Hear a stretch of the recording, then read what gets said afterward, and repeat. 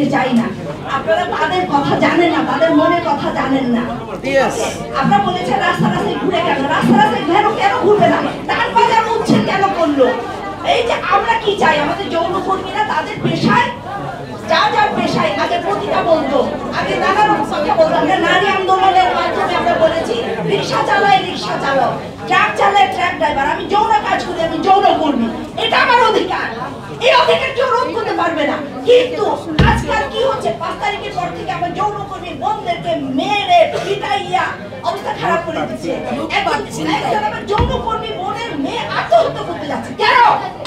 এই দেশে অত্যাচার না, এই দেশে অত্যাচার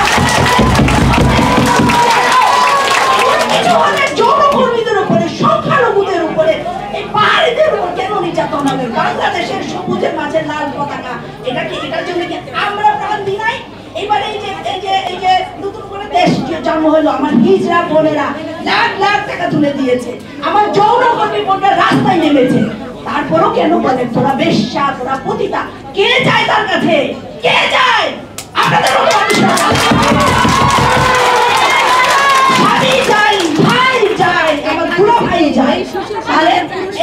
আপনাদের সমাজটাকে সুরক্ষিত করার জন্য আমার এই বোনেরা পেশাটা নিয়েছে, কিন্তু মন থেকে নেয়নি ভাই।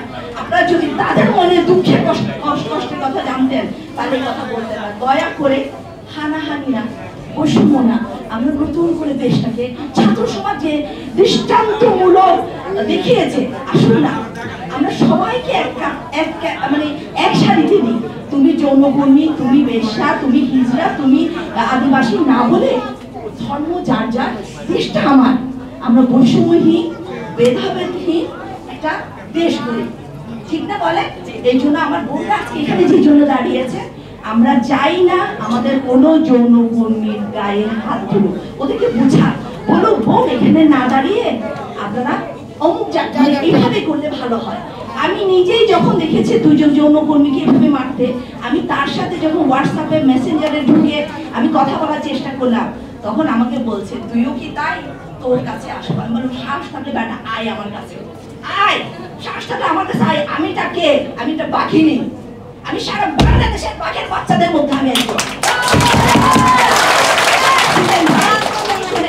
আপনারা আমার ভাই, আপনারা আমার বাবা, আপনারা আমার সন্তান, আমাদের গর্ভ, এই যে জরায়ু দিয়ে কিন্তু আপনাদেরকে আমরা পৃথিবীতে আনছি।